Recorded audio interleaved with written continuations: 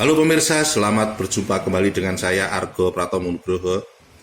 Kali ini saya lagi dengan sengaja mencari dan menjumpai Mas Dr. Agung Arianto SH MHLI. Mas Agung ini terus terang saya baru saja mengenal beliau, tapi saya tertarik dengan persoalan tanah karena di Sinyalir di Jogja ini mafia tanah masih terus gentayangan. Dan saya melihat Mas Agung punya kapasitas untuk menjelaskan pada masyarakat yang berkaitan dengan persoalan hukum perdata, pidana khusus atau korupsi atau krimsus, termasuk secara administratif. Karena beliau ini doktornya dia mengambil bidang perpajakan. Selamat berjumpa Pak Agung Arianto. Pak Argo. Sampai ketemu lagi. Iya ya. Mas Agung, ini terus terang saya tertarik dengan Anda. Kaitannya seperti tadi saya ungkapkan bahwa masyarakat perlu banyak tahu tentang persoalan-persoalan yang berkaitan dengan tanah. Ternyata saya mendapat ide ada ada juga selain pidana perdata, kemudian pidana khusus tuh ada persoalan administratif juga ini. Menurut Anda seperti apa Mas konstelasinya Mas? Baik, terima kasih Pak Argo dan rekan-rekan semua.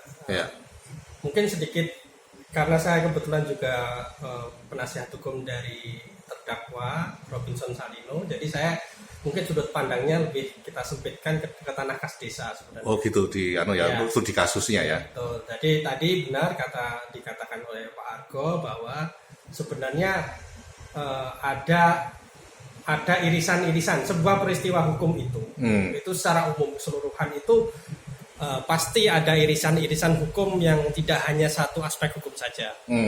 Tidak terkecuali untuk konteks tanah kas desa di DIY ini.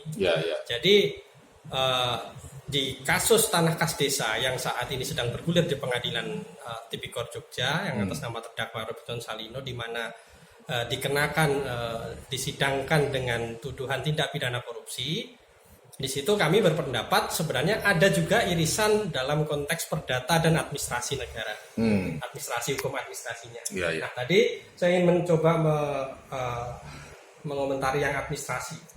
Jadi tanah kas desa ini di Jogja ini yang istimewa ini memang ya agak berbeda dengan aturan-aturan di tempat-tempat lain. Di tanah kas desa ini aturannya jelas.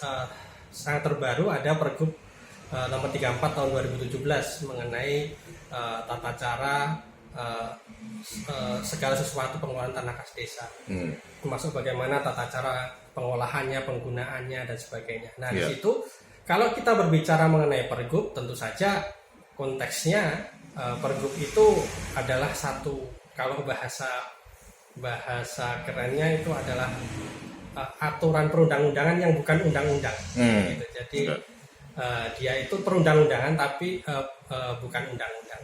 Jadi dia bukan produk legislasi, sehingga arahnya memang adalah administrasi.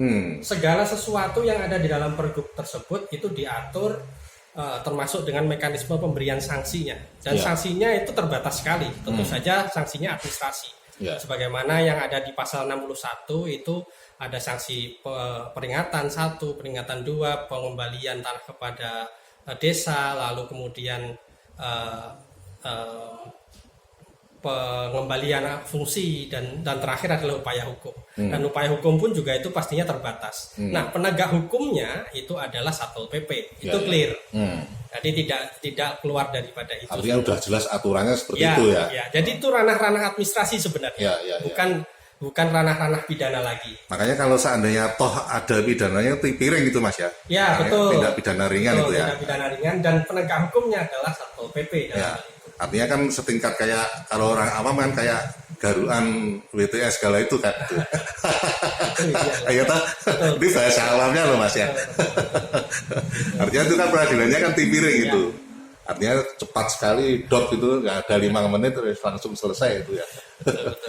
Iya, ya seperti itu. Jadi Ya. kalau konteks pemanfaatan tanah kas desa itu karena aturannya, acuannya itu ada di Pergub 34 2017, maka seharusnya penegakan hukumnya itu dimulai dari acuan itu juga, karena memang di situ juga komplit Ya.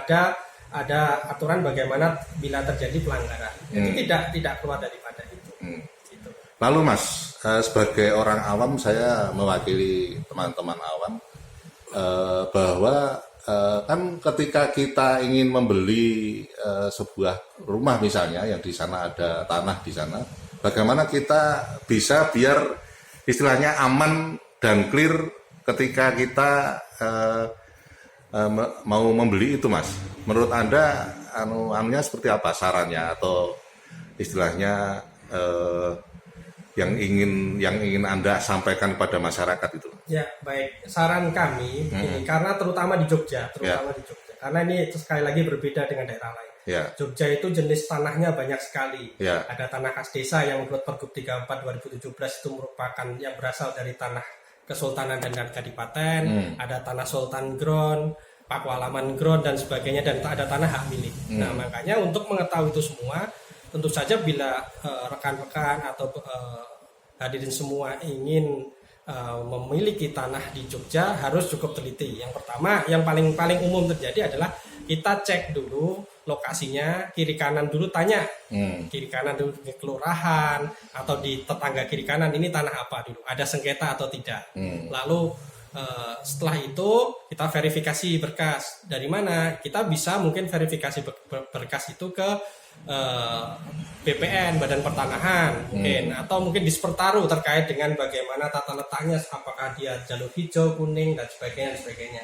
Nah, saya kira kalau sudah seperti itu, secara fisik sudah survei lapangan, lalu tanya kelurahan, lalu tanya tetangga kiri kanan, terus lalu secara formilnya kita cek, kalau perlu kita mintakan SKPT ke Badan Pertanahan Negara, lalu kita cek ke Dispertaru. Nah, saya kira sudah cukup aman di situ. Oh, gitu ya. Ya. Karena kan ujung-ujungnya kalau ada persoalan seperti kemarin-kemarin itu kan yang dirugikan tetap masyarakat itu ya. Betul. Ya. Oke Mas, sementara sampai di situ dulu karena saya memang ingin istilahnya menggarisbawahi soal persoalan administratif itu. Ya. Dan kedepannya nanti memang saya tertarik untuk mengeduk ilmu Anda ini yang berkaitan dengan hukum perpajakan dan lain-lain tadi. Karena itu cukup langka itu. Siap. Nah, terima kasih. Terima kasih Mas Agung. Ya, terima kasih Pak Argo. Nah pemirsa, akhirnya saya Argo Pratomungro, terima kasih atas perhatian Anda. Sampai jumpa.